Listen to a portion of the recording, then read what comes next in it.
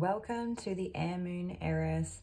Today we are doing the Capricorn Zodiac reading for the month ahead.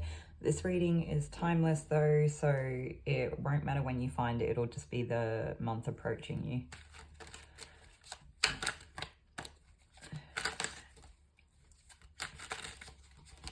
Hoping that all of our Capricorns are doing well.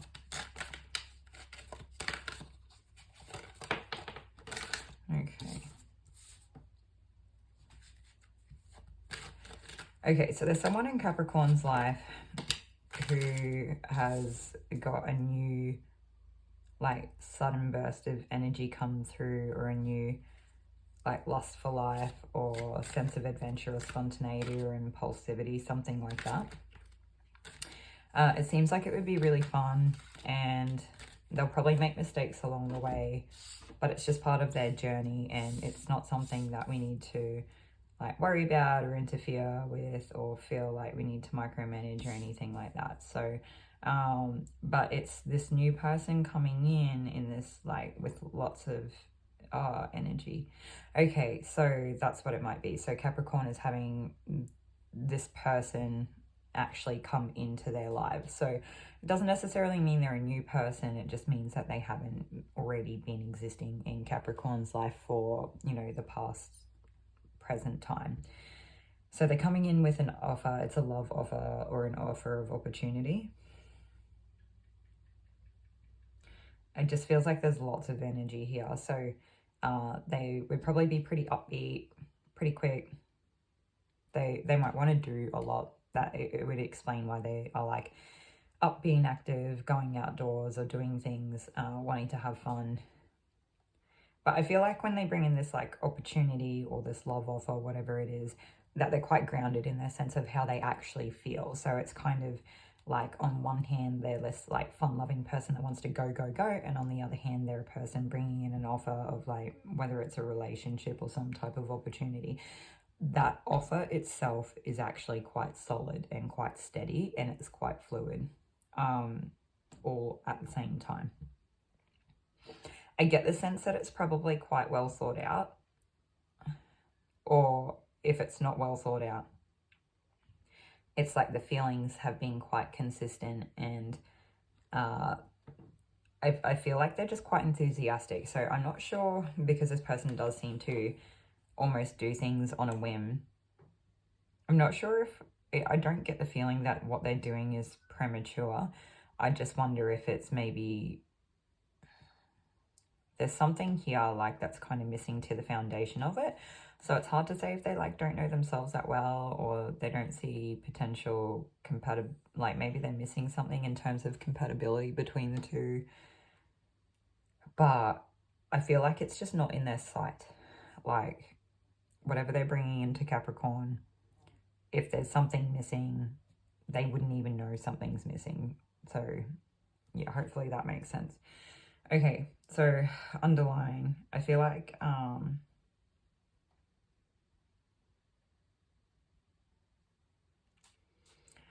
this person coming in probably doesn't have a great deal of clarity. I feel like they probably operate from, like, unconscious, or no, not unconscious, subconscious patterns more than they realize. Like, they probably just don't even realize that it's happening or that it's going on.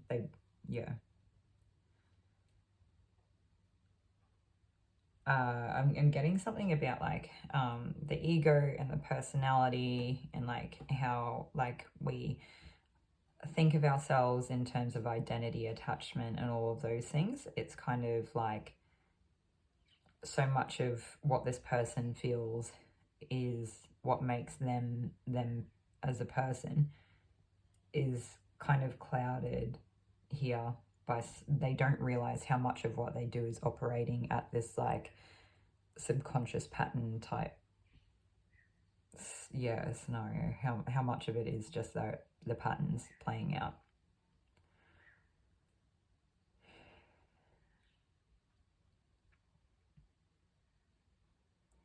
There is someone in the background.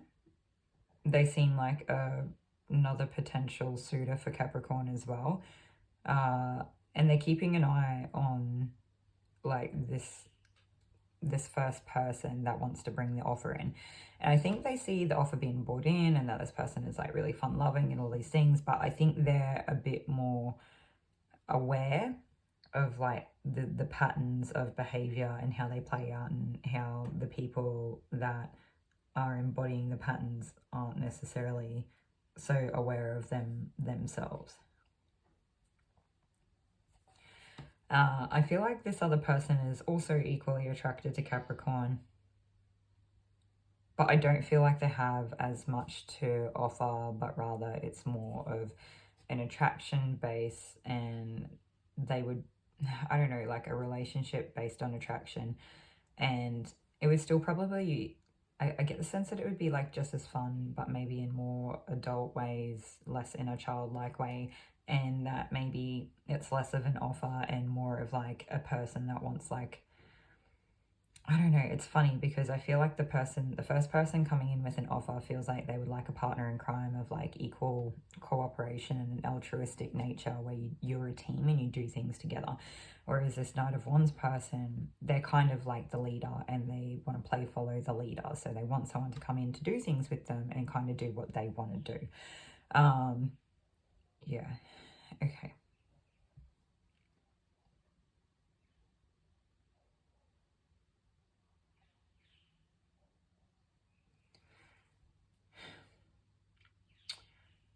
For some of you, this Knight of Wands isn't actually a second offer or person coming in that's like attracted and sussing out the situation. For some of you, it's a child. For some of you, may have a child with like a strong fire energy, and they're actually like, they're quite onto things, even if they're not, even if they are just a young child. It's like they can see something underlying here that this person coming in with an offer is bringing to the table. For some of, it's like the child's unsure of it and maybe they don't like something about it. I think, do you know what it makes me think of is like this Knight of Wands person, whether it's a child or another like potential relationship or partner, they come at things head on and they're not taking any sideways steps. This first person coming in the full Knight of Cups and Moon energy is actually, or the full and Knight of Cups energy, I don't feel like they would necessarily try to come in sideways or not approach things head on, but I just think it's not in their nature to be confrontational or to, you know, what is it like? Yeah, they're just not a person that's really confronting. I think this person is probably like living on such a whim and in the freedom of life and doing all the things that fill them up, that the last thing they're thinking about is like how to handle any potential conflicts that may come up or arise. And I think this Knight of Wands, whether child or potential partner, they're looking at them going, yeah, but how are they going to handle situations like this? Or for some of them, there may be like a level of like jealousy there for sure, or just like insecurity around that new person or that new relationship. For others, it's just that they have a better insight into what this person is coming in offering you is all good and well, but it's not really that solid, even if it kind of comes off solid. They're like, where's the practical foundational stuff here? Like, where's the groundedness to whatever this is? How's this really going to work in the day to day? So I guess those perceptions and insights depend on who it's coming from, whether it is the child or a different potential partner. For some of you, it could actually be like a mother or father of your children, or they could actually be maybe not the mother and father of your children, but they already have their own children, where maybe they could be considering you as like a potential partner, and there will probably be a blended family or something like that. Yeah.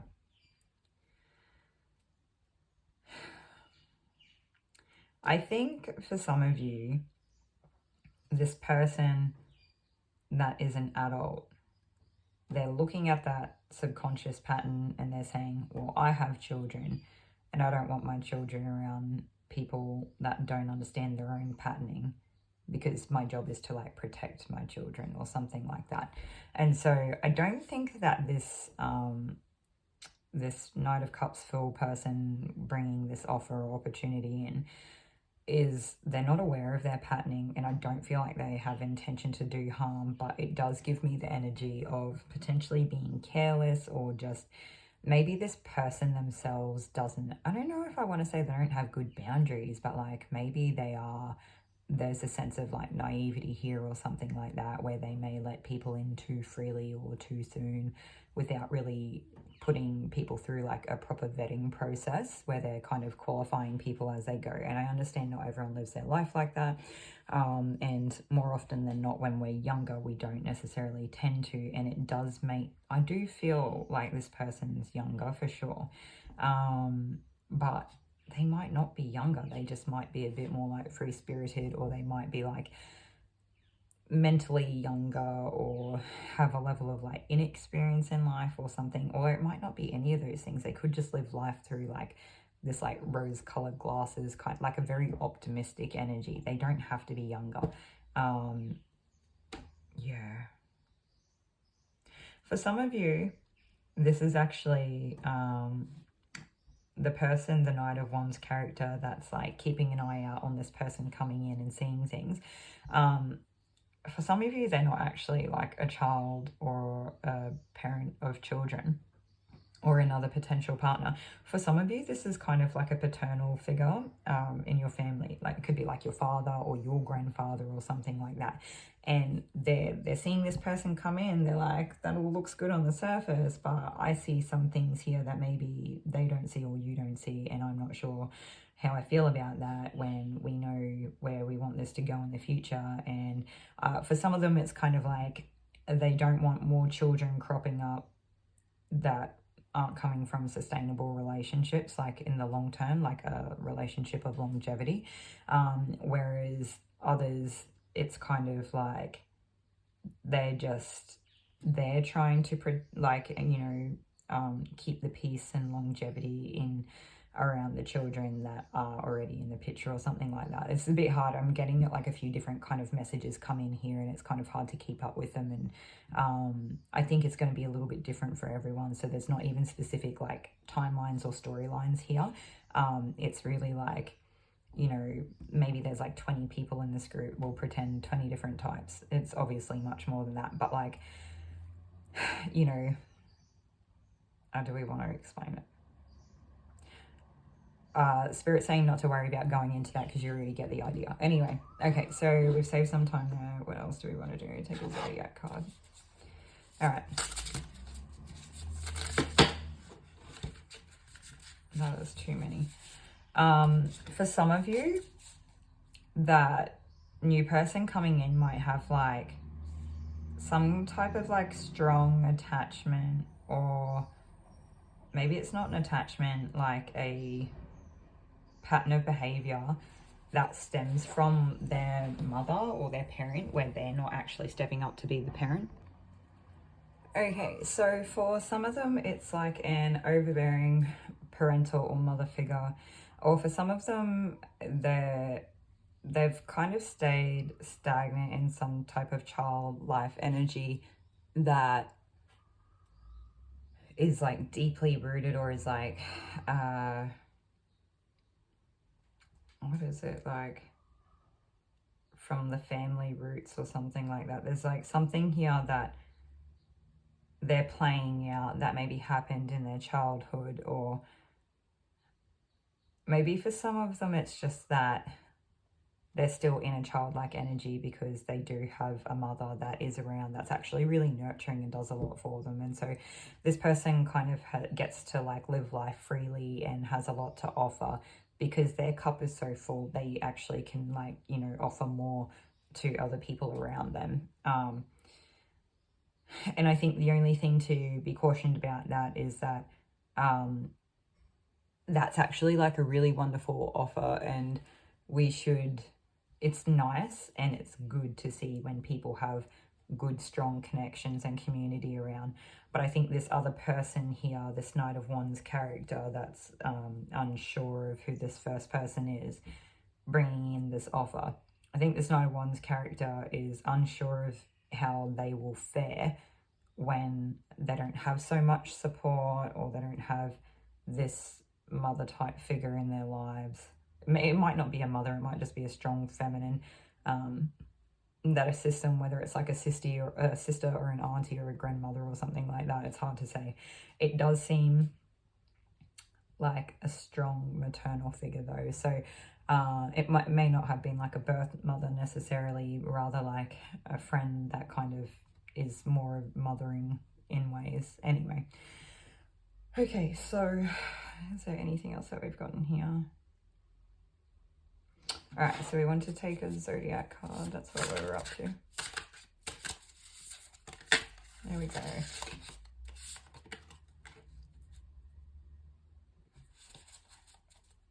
So we have passion, play, children, confidence, and creativity in the 5th house.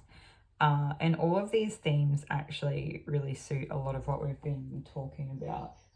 I do want to read from the book on this page, just because I feel like it'll communicate better. Okay, so, oh my God, there we go. This joyful space holds the simple pleasures of being alive. It reflects our creativity and where you feel confident and free. If looked at from the perspective of a lifespan, it's the grounded, nurtured human now relishing in in self-expression. It's the singer's song, the extrovert's party, the float's love affair, the natural home of self-assured Leo and ruled by the sun. It's where you radiate and shine. Being a house of fun and confidence, it's also where you feel empowered to take risks. Describing where and how you play, this space is linked to children. It can show your relationship to kids, your own or others, and your general approach to parenting.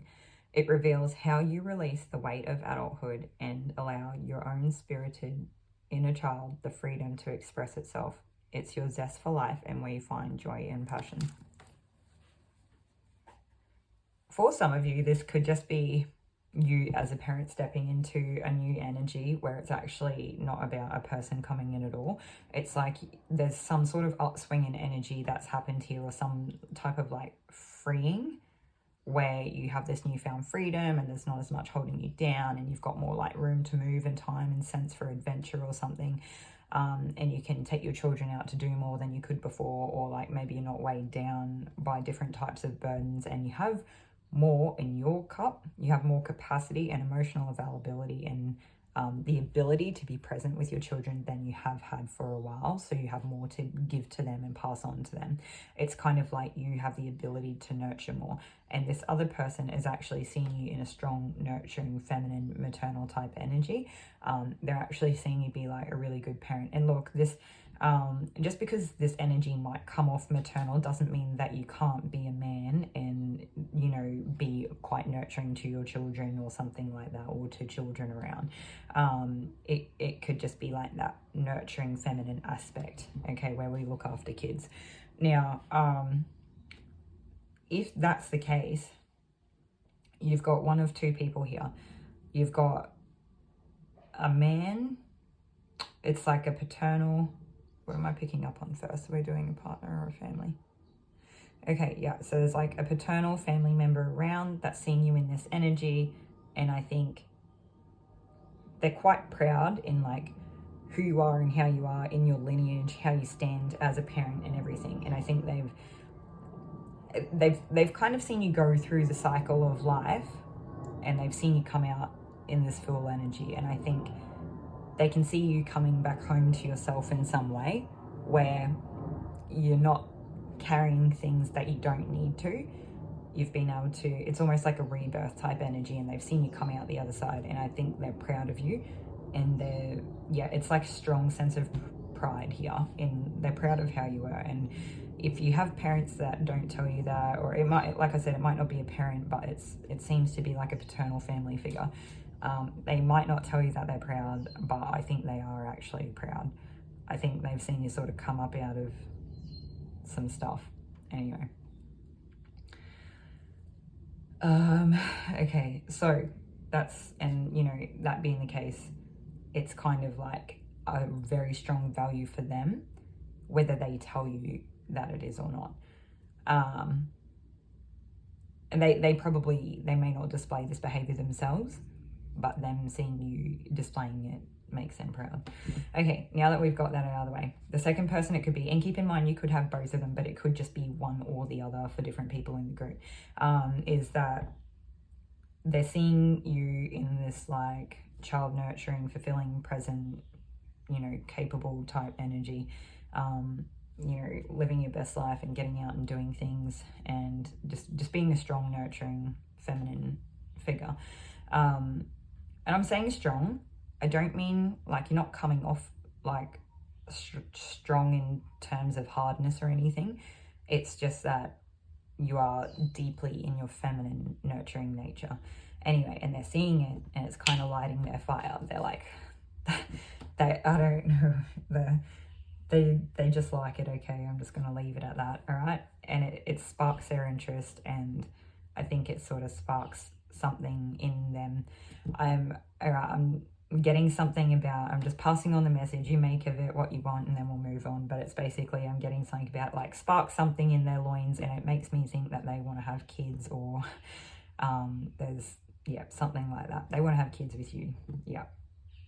For those of you who are not like in a time of your life where you're having kids, maybe one of these other situations has resonated more for you. Maybe you've helped out with other kids around you, like someone else's kids or something, and then this other person is thinking into the future, because everyone here seems quite young. Not that they are, but they could be quite young. Like you could be teenagers, and this person could be thinking long term, even though they don't really come off like the person that actually would think long term. They could be thinking, I see them, they're so good with like the, you know, their nieces and nephews and stuff, and I think it like turns on that aspect of them that says this could be like a good situation in the long term, and they it's really attractive to them that you have that quality. So okay, I think the other message, if I didn't hit on it enough, is to just be embracing like these good fun times at this point in time. It seems like not only is it like an equal message of just enjoying it and making the most out of it, but it's like that it's kind of really important too, and I think we don't give it enough credit sometimes. So anyone, it doesn't look like you've got too much work on here, but like for some of us it can be a message to just embody this like fun, creative play or passion. Okay, anyway, thank you all for joining me here today for the Capricorn reading. Hopefully it was helpful in some way. I know I feel like we spent more time talking about other people than we did Capricorn themselves, but I feel like it's kind of what's going on around them. So in terms of working with other zodiacs, there could be like a Cancer, maybe even a Pisces, that is this new this new person coming in, if it is like an actual love offer coming in or a new opportunity. So it could be Cancer or Pisces bringing that in. It doesn't have to be, it's just like an extra point of confirmation. But there also could be like the fire signs here as well, with like Leo, Sagittarius, and Aries. Particularly Leo, I feel like would be quite strong in terms of like the family aspect, and like tradition and home and kids and all that sort of stuff. I feel like we've just got one more thing here I've missed.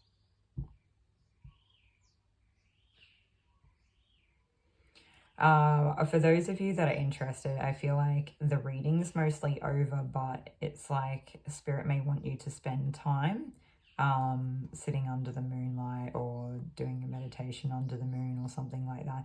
And like, look, this, I don't think it matters particularly what moon it is, just as long as it happens. So I'll leave that up to you to decide what you do with that. But thank you for joining me for the Capricorn reading. Hopefully it was helpful, and I'll see you all in another video.